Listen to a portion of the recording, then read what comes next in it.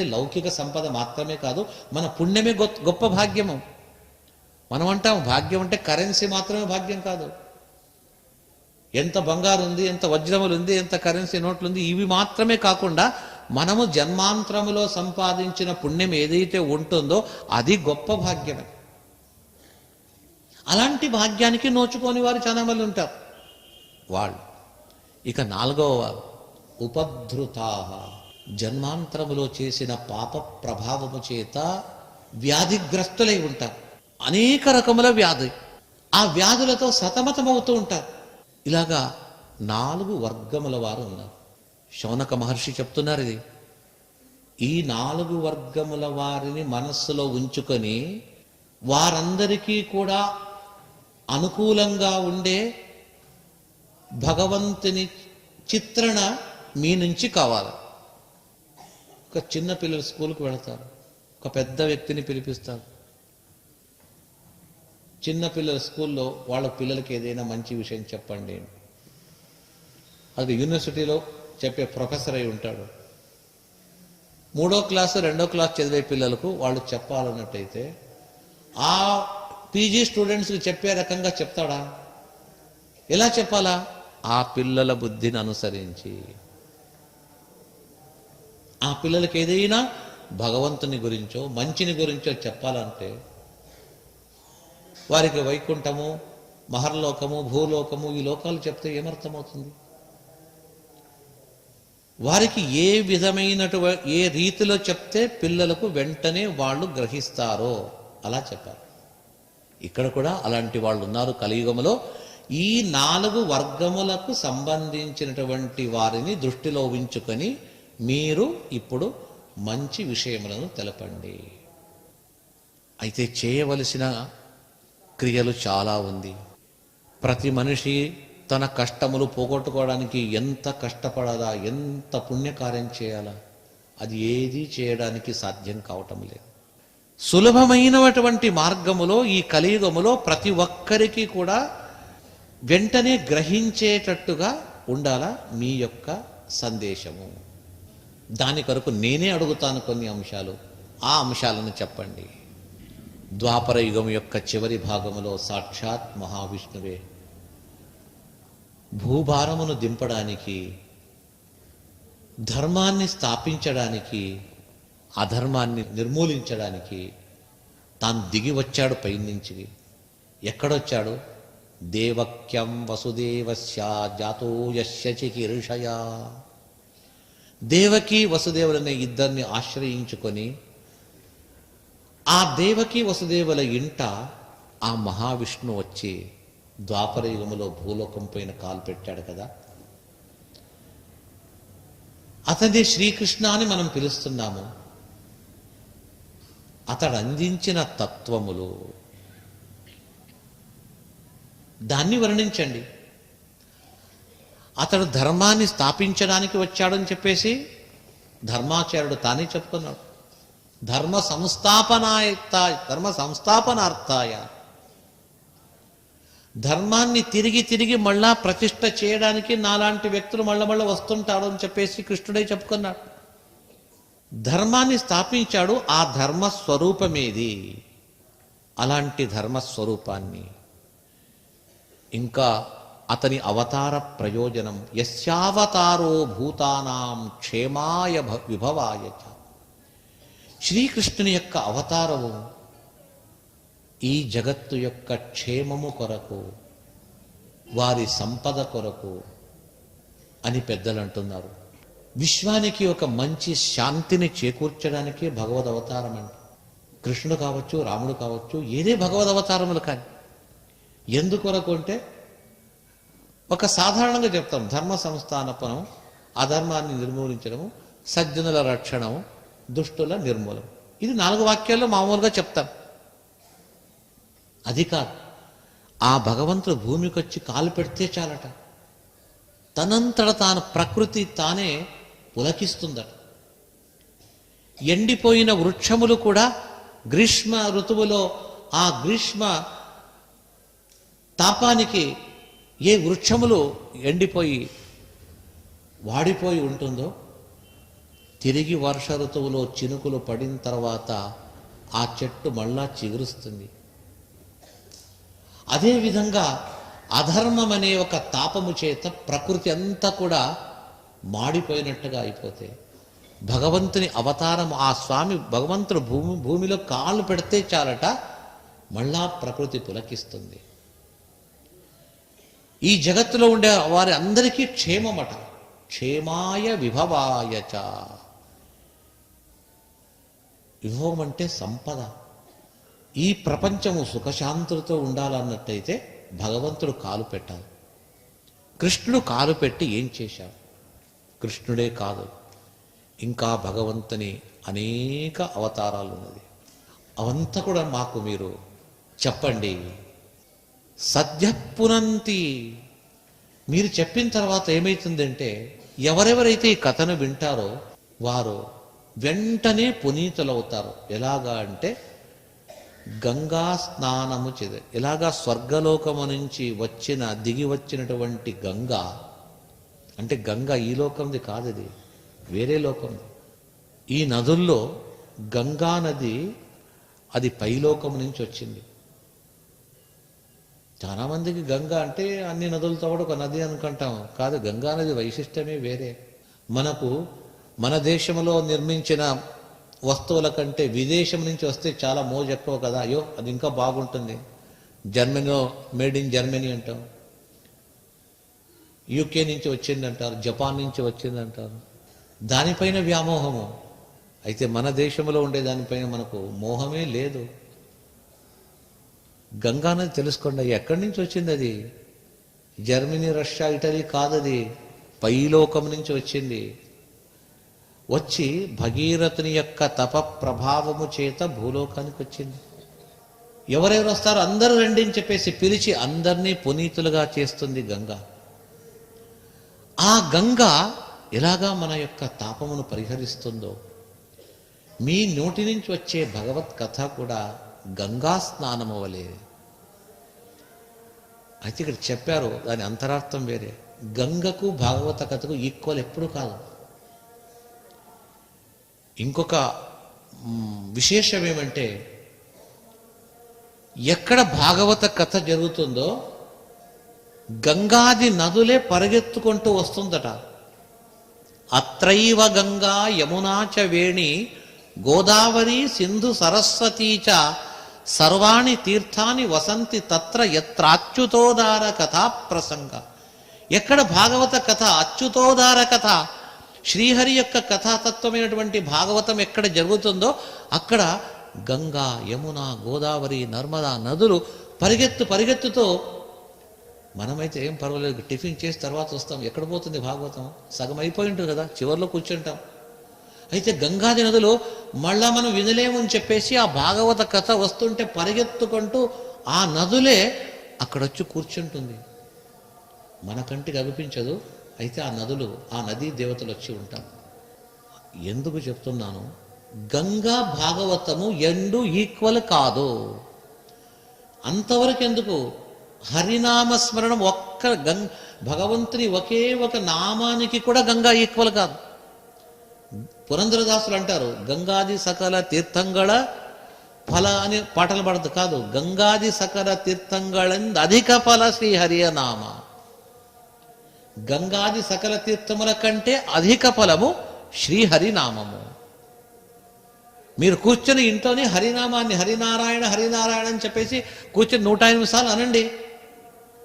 గంగకు వెళ్ళి, కాశీకి వెళ్ళి, హరిద్వారానికి వెళ్ళి 108 సార్లు గంగా స్నానం వెళ్ళడం వద్దు. ఒక్కసారి ఇక్కడ కాదు, ఇక్కడ కూర్చొని మీకు 108 గంగా స్నానం చేసే ఫలితము ఒక్క భగవన్ నామస్మరణంతో వస్తుంది. అత్రైవ గంగా యమునా చ వేణి గోదావరి సింధు సరస్వతీ చ. సరస్వతీ నది చూడలేము, సింధు నది చూడలేము, ఎక్కడో ఉంది. ఆ నదుల స్నానం ఒక్క భాగవత కథాశ్రవణంచే లభిస్తుంది. భాగవతము గంగా నది కంటే అధికమైంది. గంగా తాపాన్ని పరిహరించి ఆ తర్వాత జన్మాంతరంలోనో ఎప్పుడో మళ్ళా జ్ఞానం ఇచ్చి తద్వారా మోక్షం. అయితే వెంటనే ఫలించేది భాగవతం అనే జ్ఞానగంగ. అందుకే మన దాసవర్యులు చెప్తారు, స్నానం చేయండి నదులలో, అయితే దానికంటే ఇంకోటి గుర్తుపెట్టుకోండి, స్నానమాడిరో జ్ఞాన తీర్థದಲ್ಲಿ అంటారు.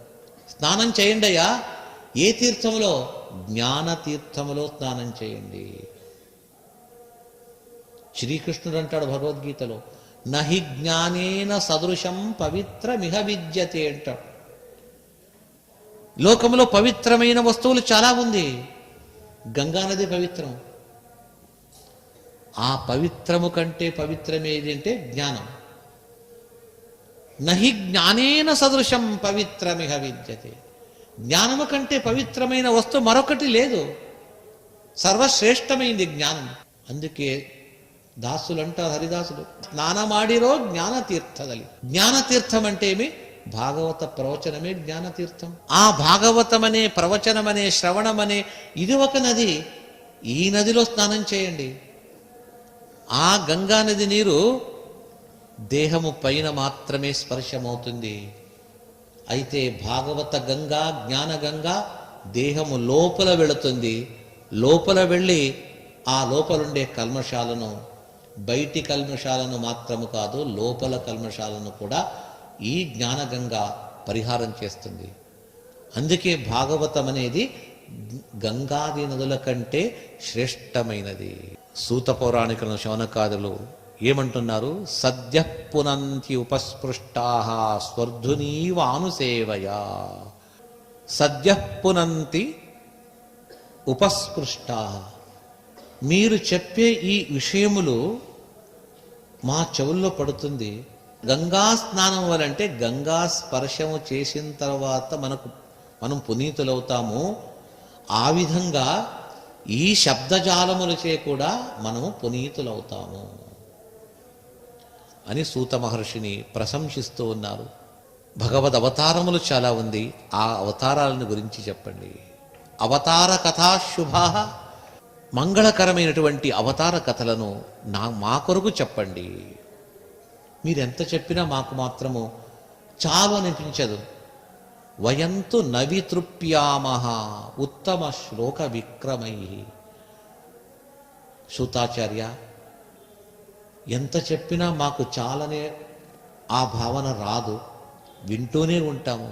కారణమేమి అంటే యశృణ్వతాం రసజ్ఞానాం స్వాదు పదే పదే.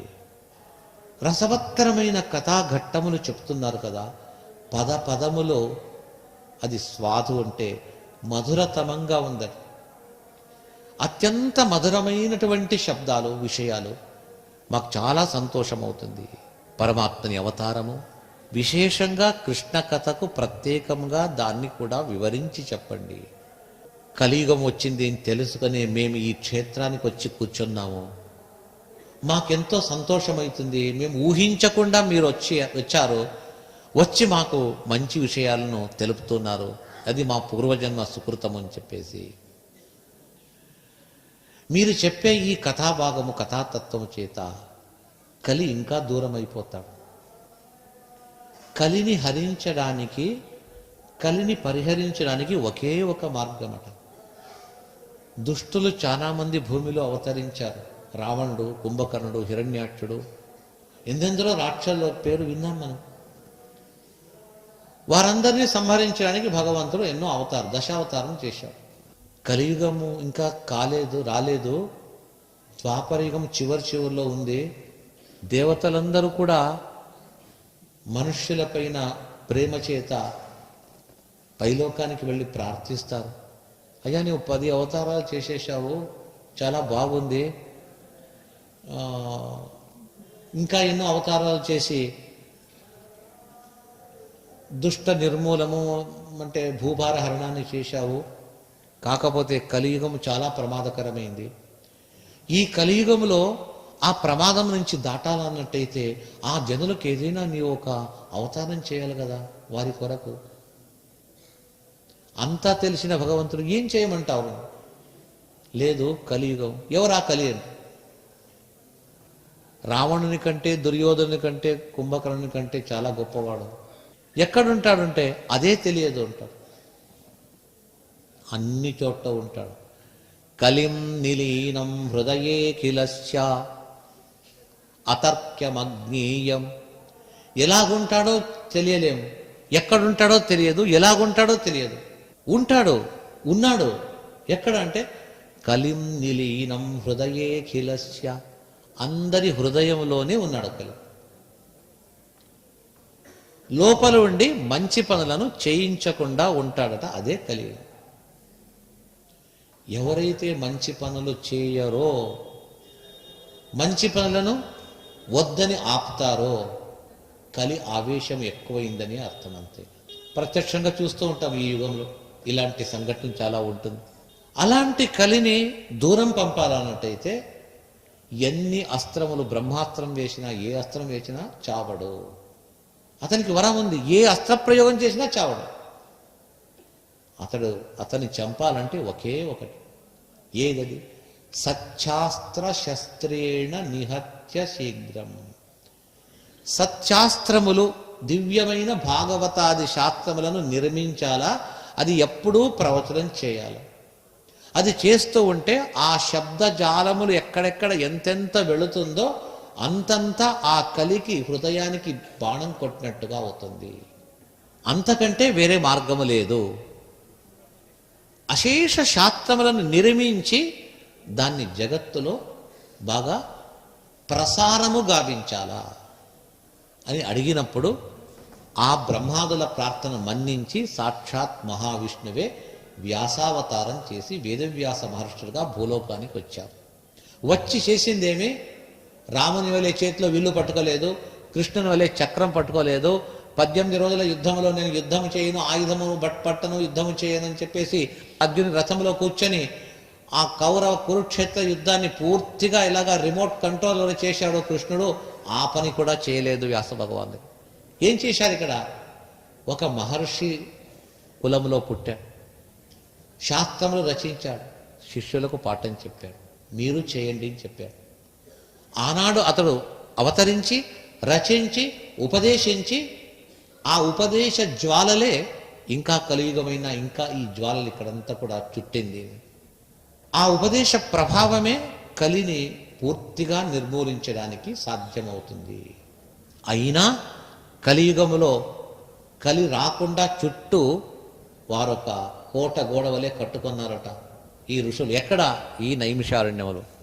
ఈ నైమిషారణ్యములో వాళ్ళందరూ కూడా కలి రాకుండా చేసుకున్నారు.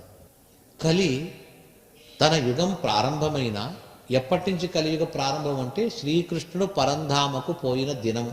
ఏ రోజైతే పోయాడో ఆ రోజు నుంచి కలియుగం కౌంట్కి వస్తుంది లెక్క. అయినా పరీక్షిత్ రాజు తాను కలిని నిగ్రహించి ఒక్క మాట చెప్పాడు. నిగ్రహించే కలిని పూర్తిగా ఓడించాడు. కలి అంటాడు, ఇది నా యుగము, నన్నే తరమ కొడతావా? ఏం చేయాలి? అయితే సరే, నేను ఉన్నంత వరకు రావద్దు. వ్యాస భగవాన్ ఇంకో మాట చెప్తారు, పాండవుల వంశం ఎంతవరకు ఉంటుందో అంతవరకు నీవు రాకూడదు. కలియుగం వచ్చినా కొన్ని సంవత్సరాలు, 120 సంవత్సరముల కాలము పాండవ వంశము అంతవరకు కలి రాకుండా కలి దూరమే ఉన్నాడట బయట. ఆ తర్వాత వచ్చిన ఈ ఋషులందరూ కలిగి వస్తాడని చెప్పేసి దాటి ఈ నైమిషారణ్య క్షేత్రానికి వచ్చి తమ తప ప్రభావమే చుట్టూ ఆ తపస్సు చేత సూర్యుని చుట్టూ మేఘములు చుట్టి సూర్యుని కిరణములు బయటికి రాకుండా ఇలాగా చేస్తుందో, ఈ ఋషుల యొక్క తపస్సే కలి రాకుండా చుట్టూ కోట గొడవలే కట్టేసి లోపల వాళ్ళు అనుష్ఠానం చేసుకుంటూ ఉన్నారు. దాన్నే చెప్తున్నారు, కలిమాగతమాజ్ఞాయ క్షేత్రేస్మిన్ వైష్ణవే వయం ఆసీనా దీర్ఘసత్రేణ కథాయాం సక్షణ హరే. కలి వస్తున్నాడని తెలుసుకునే మేము ఈ వైష్ణవ క్షేత్రమైనటువంటి ఈ నైమిషాన్ని, ఇది వైష్ణవ క్షేత్రం. ఆ శ్రీ వైష్ణవ తత్వంలో చెప్తారు 108 దివ్య దేశాల్లో ఇది కూడా ఒకటి అని చెప్పేసి.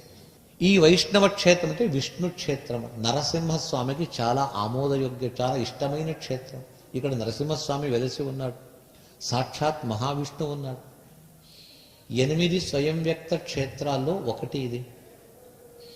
ఈ క్షేత్రములో మేము ఆసీనా దీర్ఘసత్రేణ, దీర్ఘసత్రయాగము చేస్తున్నాం. బహుఋత్విజలతో కూడిన సత్రయాగం ఇది. ఎంతకాలం అంటే 1000 సంవత్సరముల కాలములో చేయదగిన గొప్ప యాగము. జ్ఞానసత్రాన్ని వీళ్ళు ఆచరిస్తున్నారు. ఇలాంటి గొప్ప జ్ఞాన యజ్ఞాన్ని మేము శ్రద్ధతో దీక్షతో కూర్చొని మేము ఇక్కడ చేస్తూ ఉన్నాము. అది ధర్మకర్మ సంయోగముతో మీరు రావడం నాకు చాలా సంతోషమైపోయింది. నేను చాలా ప్రశ్న అడిగాను ఇప్పటికే, అది చెప్పండి. ఇంకొక ప్రశ్న అడుగుతాను. ఏది? బ్రూహి యోగేశ్వరే కృష్ణే బ్రహ్మణ్యే ధర్మకర్మణి స్వాం కాష్టాం అధునోపేతే ధర్మహాకం శరణంగత. శ్రీకృష్ణుడు ఉన్నంత వరకు ధర్మము కృష్ణుని పాదములను ఆశ్రయించి ఉండింది. నాకు రక్షకుడు నీవే కృష్ణ అని కృష్ణుని చేయి పట్టుకున్నదట ఆ ధర్మదేవత. ఏ యుగములో ఏ మహానుభావులో వాళ్ళ చేయి పట్టుకుంటుంది ధర్మం. నన్ను నడిపించండి. కృష్ణుడు వెళ్ళిపోయాడు. ధర్మము అది వెళ్ళిపోయిందా? ఉందా? వెళ్ళిపోయిందని చెప్పడానికి వీల్లేదు. ఇంకా ధర్మ కార్యాలు జరుగుతూ ఉంది అంటే ధర్మం ఉంది. అయితే ధర్మం ఎవరిని ఆశ్రయించింది? ధర్మ రక్షకులు ఎవరు? అలాంటి ధర్మ రక్షకుణ్ణి తెలుపుతూ ధర్మస్వరూపాన్ని కూడా మాకు నిరూపించు అని శౌనకాదులు సూత మహర్షిని ప్రార్థించగా సంతోషము చేత సూత మహర్షి సమాధానమిస్తున్నారు. ఆ సమాధానమే శ్రీమద్భాగవతము అని ప్రథమ స్కందములో మొదటి అధ్యాయములో ఇది ఉపోద్ఘాత రూపంగా సూత శౌనకుల సంవాదాత్మకంగా భాగవతానికి ఇది ఇంట్రడక్షన్ ఓన్లీ, కేవలం ఒక ఉపోద్ఘాతం మాత్రమే. వారి మాటలు, ప్రశ్నలు, భక్తియుక్తమైన ప్రశ్నలు విన్న తర్వాత శౌనకులు సమాధానం చెప్తారు. ఆ శౌనకుల సమాధానమే శ్రీమద్భాగవతము అని చెప్పేసి. అలాంటి భాగవత గ్రంథము పరమ పవిత్రమైంది. ఈ పవిత్రతమమైనటువంటి గ్రంథాన్ని సూత పురాణికులు చెప్పిన విధంగా మనము దీన్ని వింటాము, విని తరిస్తాము. తర్వాతి కథాభాగంలో సూత పురాణికుల ప్రతివచనాన్ని మనం ఇక వినబోతాము వచ్చే ప్రవచనములో. అనురాగానికి అమ్మ ఆదర్శం, ఆరోగ్యానికి Shri Sai homeo stores and clinic. అనుభవం, అర్హత, అంకిత భావం కల డాక్టర్లచే చికిత్స. అన్ని రకాల ఆరోగ్య సమస్యలకు నమ్మకమైన ఎంపిక Shri Sai homeo stores and clinic. Diabetes, కీళ్ల నొప్పులు, సయాటికా, వెన్నుముక సమస్యలు, థైరాయిడ్, నిద్రలేమి, మానసిక సమస్యలు, ఋతు సమస్యలు, అన్ని రకాల దీర్ఘకాలిక వ్యాధులకు ప్రత్యేక హోమియో వైద్యం. అందరికీ అందుబాటులో అంతర్జాతీయ హోమియో వైద్యం Sri Sai homeo stores and clinic. మీ ఆరోగ్య సమస్య ఏదైనా ఇప్పుడు పరిష్కారం సాధ్యం. సైడ్ ఎఫెక్ట్ లేని వైద్యంతో సంపూర్ణ ఆరోగ్యం కొరకు సంప్రదించండి Sri Sai homeo clinic and stores, Bhavani Nagar, Ambedkar Nagar road, old Alwal, Secunderabad. సంప్రదించాల్సిన ఫోన్ నంబర్స్ 9000751751 మరియు 9000422525.